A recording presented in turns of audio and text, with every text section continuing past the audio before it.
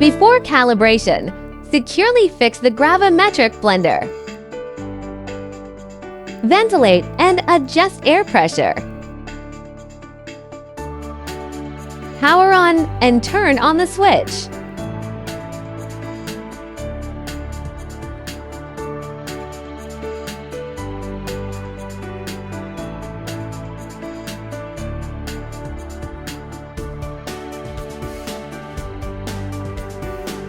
Before starting the correction calibration, input the administrator password to log into the admin account. Check for foreign objects on the weighing pan and secure the pan in place.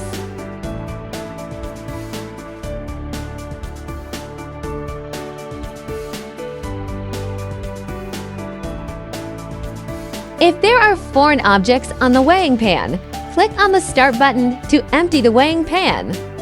Return to the Settings page, enter the Weight Correction module, click the Correction button, and start the correction process. Place the standard weight calibration mass onto the clean weighing pan. After the measured actual weight stabilizes, input the weight of the calibration mass inside the weighing pan. Press and hold the correction button. When the actual weight matches the weight of the calibration mass, release the button. The system will automatically move to the next page. Remove the calibration mass from the weighing pan, press and hold the TARI button. Release the button when the actual weight shows 0. Finally, place the calibration mass back onto the weighing pan. If the measured actual weight matches the weight of the calibration mass, the calibration is complete. Note: if the final measured value has an error of more than 3 grams, the calibration should be redone. After completing the weight calibration, return to the Settings page and click on the Unit Testing module. Click the Test button to perform a unit test on Hopper 1.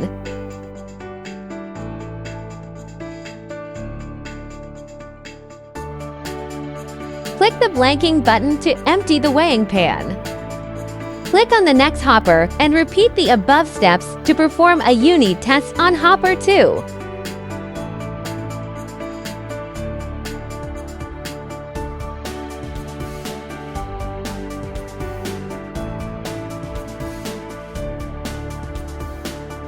Click on the next hopper to perform a unit test on Hopper 3.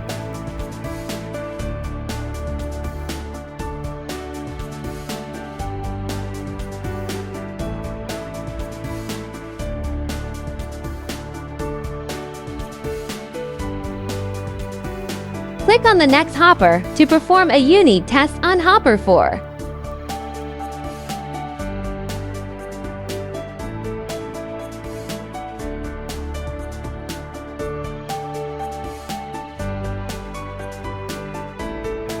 Unit testing is complete.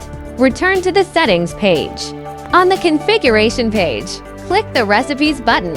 Start setting up the recipe. Choose materials for each hopper and set their corresponding proportion values.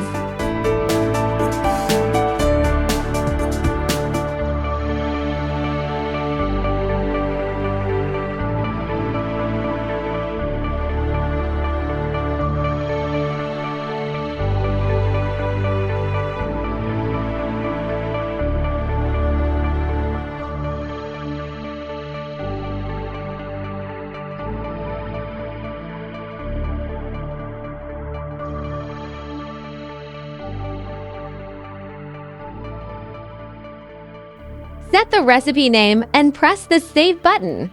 Go to the Recipes page and press Save again. Select the recipe and initiate the recipe call.